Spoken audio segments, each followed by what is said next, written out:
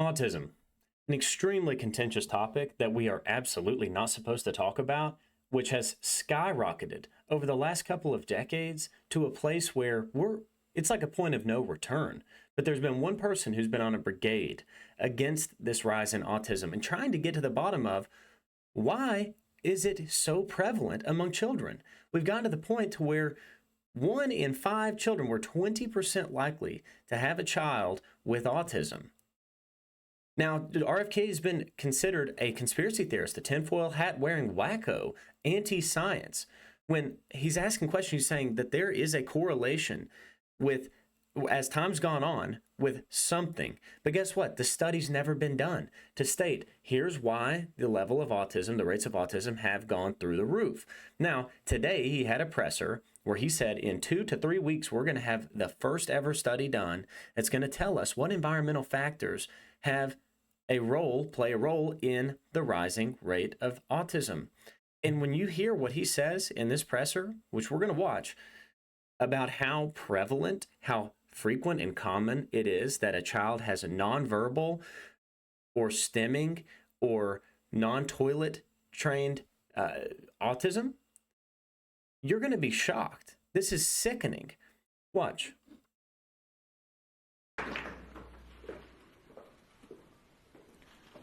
I'm going to go over some of the key numbers from the ADDM report. Overall, the autism is increasing in prevalence at an alarming rate. The study tests 8-year-olds who were born in 2014. And by the way, these studies are 2 years later than they should be.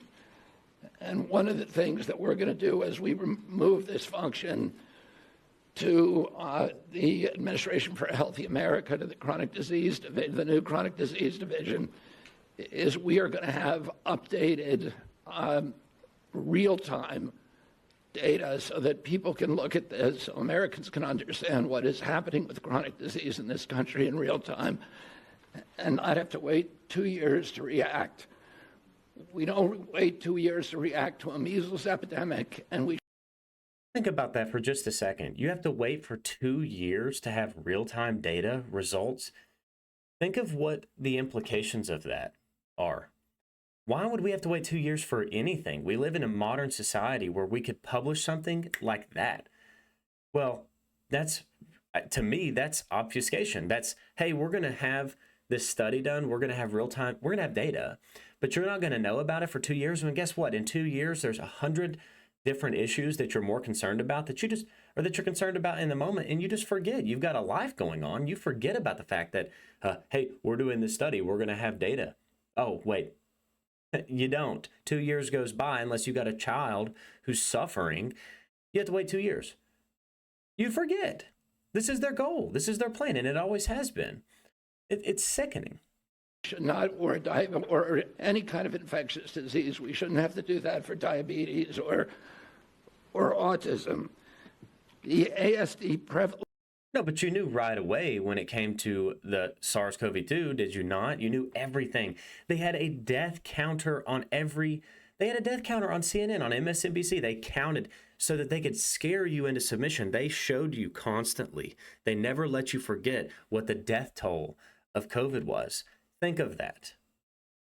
Rate in 8-year-olds is now 1 in 31. Shocking. There's an extreme risk for boys. Overall, the risk for boys of getting an autism diagnosis in this country is now 1 in 20. And as high in California, which has the best data collection. 1 in 20. You're 5% likely to have a child with autism. That is appalling. So it probably also reflects the national trend, 1 in 12.5 boys. This is part of an unrelenting upward trend. The prevalence 2 years ago was 1 in 36. Since the first ADDM report in 1990, which was 1992 births, autism has increased by a factor of 4.8. That's 480%, I believe. The first ADDM survey was 22 years ago when prevalence was 1 in 150 children. In all the core states, the trend is consistently upward, and most cases now are severe.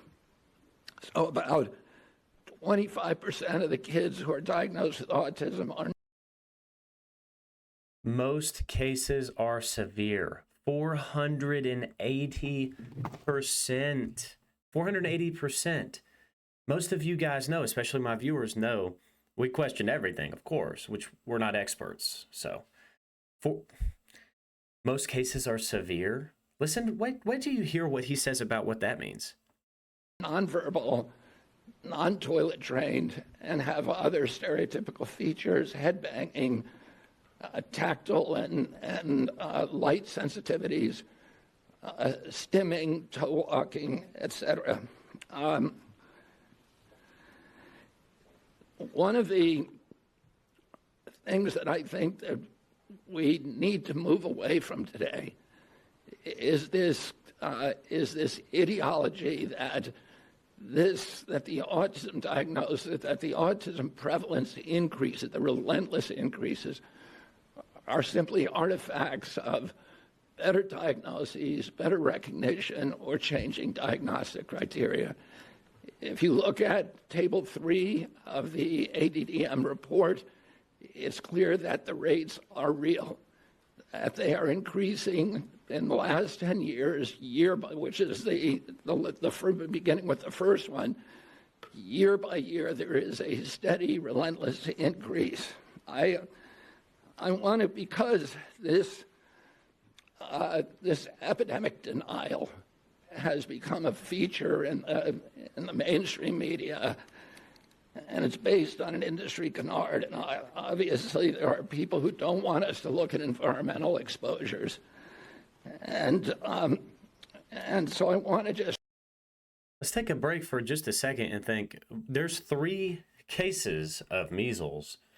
There's 3 cases of measles. There's 1 case of some bird flu or a bat virus, and the country virtually gets shut down, and there's a new mRNA vaccine put out every single time there's a case of something, and it's going to be the new pandemic, and it's fear-mongering. But nobody's talking about the chronic illness, and think that's lasting.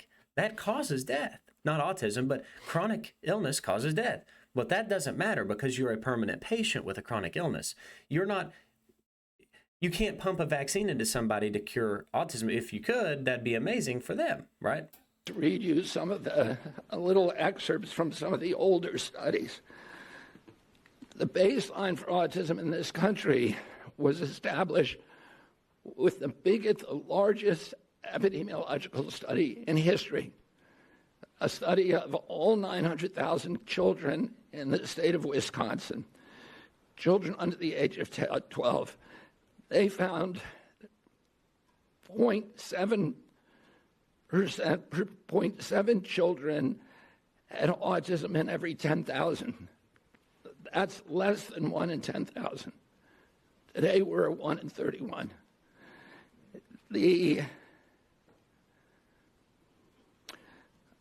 That study also confirmed the 4-to-1 male to female ratio. There were at that time just over 60 children in Wisconsin with autism. And today it's around 20,000. In 1987, there was another exhaustive study, a peer-reviewed study in North Dakota, set out to count every child in the state with a pervasive developmental disorder, including autism. That study meticulously combed through every record, every diagnosis, and he even conducted in-person assessments of the entire population of 180,000 children under 18. The autism rate they found was 3.3 per 10,000. So that's in line with the 1 in 10,000 that was found in Wisconsin 17 years earlier. For context, today, the last number of 1 in 36 is 83 times higher. In 1987, out of 1 million, every 1 million kids, 330 were diagnosed with autism. Today, there are 27,777 for every million. If you accept the epidemic deniers' narrative, you have to believe that researchers in North Dakota missed 98.8% of the children with autism, that thousands of profoundly disabled children were somehow invisible to doctors, teachers, parents. Look at that graph, guys. What we have here, if you want to put your conspiracy hat on, let's wrap our tin foil around our heads. This is not coincidence. This is correlation. In fact, there's this causation. What's the cause? We're going to find out very soon, 2 to 3 weeks. Praise God. And even their own study. The same researchers who followed the original cohort for 12 years to double-check their number, they went back in 2000 and found that they had missed exactly one child. So doctors and therapists in the past were not stupid. They weren't missing all these cases. The epidemic is real.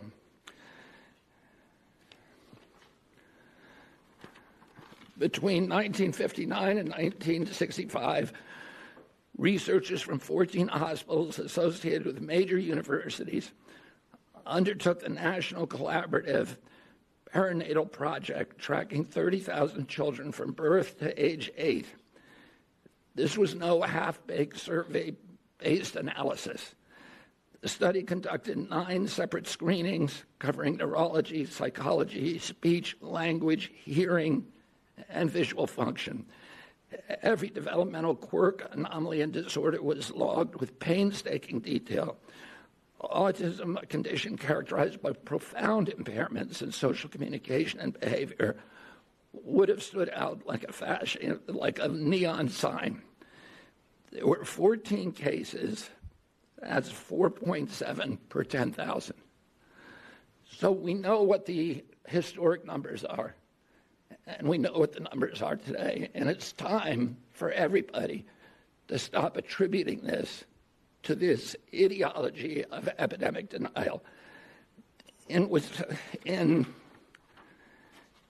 2009, the California State Legislature charged the Mind Institute at UC Davis